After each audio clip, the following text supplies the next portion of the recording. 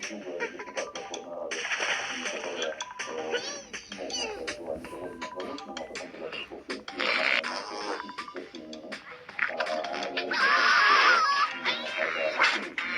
что недавно тратить такое количество недееспособных частей на курское направление, потому что все рушится, как говорится, на больничном направлении. И вот, естественно, сейчас по заявлению товарища Рогова старается чуть-чуть вернуться поставить Днепропетровскую область.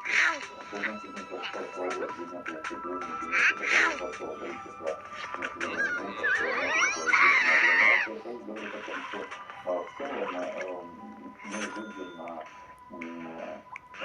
момент, когда боевые действия будут проводиться в открытом поле без должных укреплений.